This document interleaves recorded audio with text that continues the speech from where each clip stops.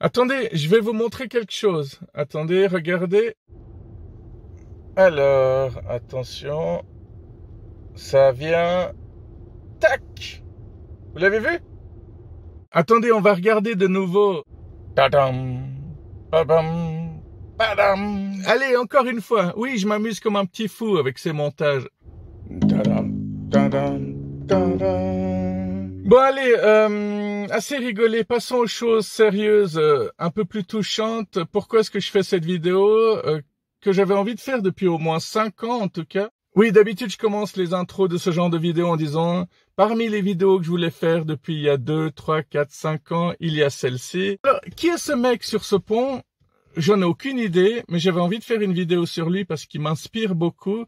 Et je vais certainement aussi écrire un texte, mais je suis suffisamment inspiré pour écrire carrément un roman. Ça fait plusieurs années que ce mec parce que je pense que c'est un homme, mais ça peut être une femme. Partons du principe que c'est un homme, alors ça fait plusieurs années que le dimanche, il se trouve sur ce pont, au-dessus de l'autoroute. Et je sais même pas vraiment ce que je vais dire sur lui maintenant, mais pour moi, c'est devenu une sorte de symbole. C'est la première fois que tu le vois, tu te dis, merde, il va se suicider. Puis après, tout à coup, tu le revois une deuxième, troisième, quatrième fois. Durant ce mois, durant ces 4 dernières semaines, je suis passé en tout cas 3 fois sous ce pont et il y avait une fois où il n'était pas là. Et je me suis dit, merde, est-ce qu'il a fait le pas? Est-ce qu'il a sauté le pas? Est-ce qu'il a fait une connerie pour finir? Mais par contre, ça c'est mon esprit qui a créé ça. J'ai quand même vu quelqu'un avec un vélo sur ce pont.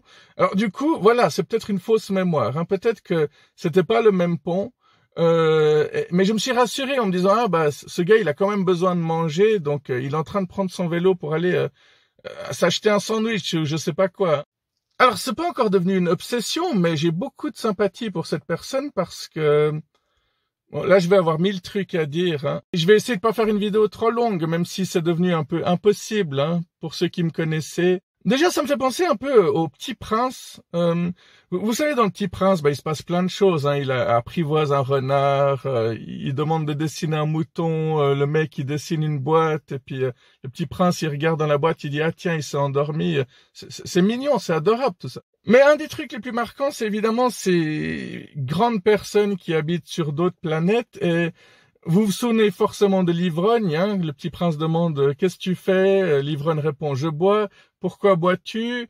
Pour oublier. Pour oublier quoi? Que j'ai honte. Honte de quoi? Honte de boire. » Voilà. Très intéressant, très subtil, très profond, hein. Après, il y a le roi, hein, le petit prince, il bâille devant le roi et le roi lui dit rapidement, ah, je t'ordonne de bâiller. Après, le petit prince dit, je n'ai plus besoin de bâiller. Alors le roi dit, je t'ordonne de ne plus bâiller. Voilà, le pouvoir totalement ridicule, pathétique, qui sert absolument à rien.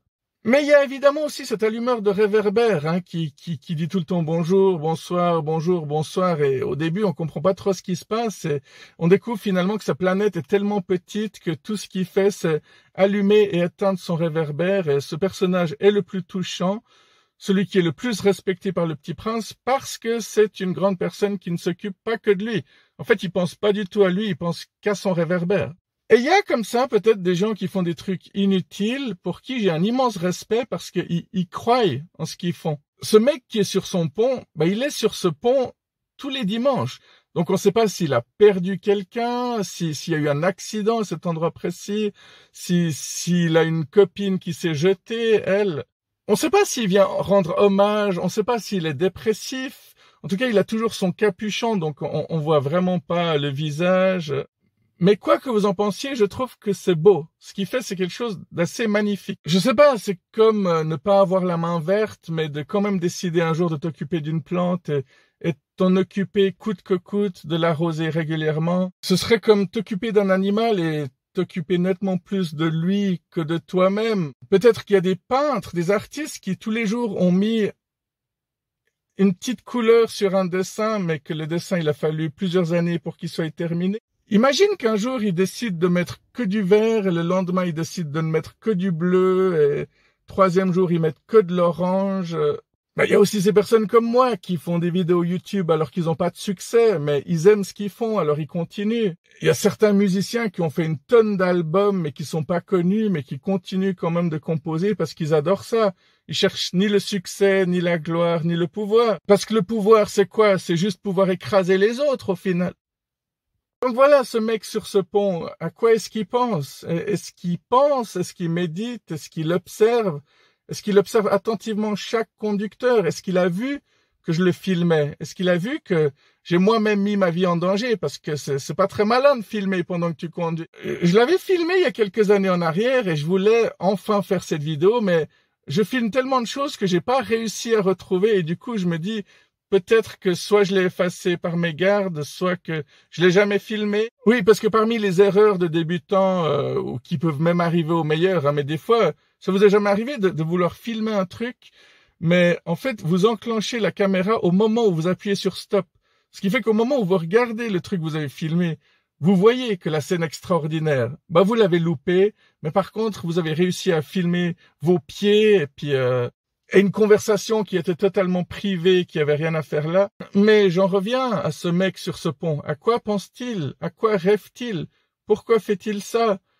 C'est peut-être un plaisir simple, c'est peut-être une symbolique, peut-être que ce pont est sa raison de vivre. Mais du coup, ça me fait poser d'autres questions. Est-ce que ce pont aura raison de lui un jour? Est-ce que quelque chose de fatal va lui arriver sur ce pont? Parce que finalement, la question que je me pose en ce moment, c'est combien de personnes se font tuer parce qu'ils aiment le plus? Je pourrais laisser la question ouverte et voir vos commentaires, mais c'est aussi quelque chose à laquelle je réfléchis régulièrement. Donc je répète, combien de personnes se font tuer parce qu'ils aiment le plus? Je sais pas, est-ce qu'il y a des personnes qui ont élevé des alligators, qui ont donné tout leur amour à l'alligator et qu'en grandissant, il a quand même fini par les bouffer? Combien de personnes ont vécu que pour le saut en parachute, par exemple? Et combien d'entre eux ont eu un parachute qui ne s'est pas ouvert un jour? Combien de personnes font régulièrement des sauts à l'élastique jusqu'à ce que l'élastique y pète? Combien de personnes ont trouvé l'homme de leur rêve, se sont mariés avec, et un jour le mec a pété un câble et il a buté sa femme? Combien de personnes ont fait de l'alpinisme toute leur vie et un jour une pierre s'est cassée, ils sont tombés dans le vide? Même ça, c'est une question qui pourrait durer le temps d'une vidéo de 10 minutes. Je pourrais revenir dessus un jour si vous voulez. Il y a plein d'exemples. Combien de personnes n'aimaient faire que de la moto dans leur vie et ont eu un accident de moto? Combien de personnes étaient passionnées de bagnole et ont fait des accidents mortels? Mais au final, je pense qu'il faut faire ce qu'on a vraiment envie de faire, ce qui nous fait vibrer, ce en quoi on croit. Je ne sais pas si j'ai bien prononcé. Ce en quoi on croit. Pas super facile à prononcer, pas sûr que ça sonne super bien non plus. Mais en tout cas, ce mec sur le pont, il croit en ce qu'il fait, et même si ça reste un mystère, je lui tire mon chapeau. Vous pouvez aussi me dire ce que ça vous inspire ou ce que ça ne vous inspire pas, justement. Prenez soin de vous, à tout bientôt, bye bye.